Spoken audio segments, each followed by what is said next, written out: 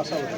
প্রথমেই মাননীয় মুখ্যমন্ত্রী মমতা বন্দ্যোপাধ্যায়কে ধন্যবাদ জানাই, কারণ উনি আমাদের যে তপশিলি সমাজ থেকে আমাকে প্রার্থী করেছেন, এই জন্য আমি মাননীয় মুখ্যমন্ত্রীর কাছে একদম চিরঋণী, কারণ ওনার উন্নয়ন একদম চিরস্মরণীয়।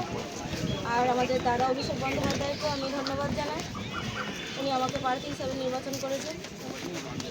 মানে ইন্দাস তো বিজেপির শক্ত ঘাঁটি বলে পরিচয় 19-21, সেইখানে কি লড়াইটা কতটা কঠিন হবে বলে মনে করছি? আমি তো জানেন বিগত 5 বছর ধরে নির্মলধারা এখানে বিজেপি থেকে উনি জিতে আছেন। উনি আমাদের ইন্দাস ব্লকের জন্য কিছুই উন্নয়ন করেননি। আর আমাদের দিদি মাননীয় মুখ্যমন্ত্রী মমতা বন্দ্যোপাধ্যায় উন্নয়নের ভান্ডার নিয়ে একদম আমাদের পশ্চিমবাংলাকে ঢেলে দিয়েছে। আমার ইন্দাস ব্লকের সেই দিকে কিছুই নেই। ইন্দাস ব্লকের অনেক উন্নয়ন করেছে, যে প্রকল্পগুলো বলে শেষ করা যাবে না। এখানে আমাদের ইন্দাস ব্লকের সমস্ত মানুষেরাই ওনারা দিদিকে সমর্থন করবেন। আগামী দিনে জয়লাভ করলে কি কি করবেন ইন্দাস মানুষের জন্য?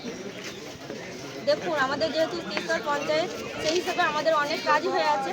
কিছু কিছু কাজ যেগুলো বাকি আছে সেগুলো আমি প্রথমেই সেই কাজগুলো করার চেষ্টা করব। আজ থেকে পুরোদমে প্রচারে নামিয়ে গেলেন? হ্যাঁ, আজ থেকে একদম প্রচারে নেমে গেছি। জিত সম্বন্ধে কতটা আশাবাদী? বলুন। জিত সম্বন্ধে কতটা আশাবাদী? জিত একদম 100% জিতবো, কারণ আপনারা জানেন যে দিদি কীভাবে আমাদের পশ্চিমবাংলার জন্য উন্নয়ন করেছে, সেদিকে আমরা একদম 100%ই আশাবাদী যে আমি ইন্দাস ব্লক থেকে জিতবো।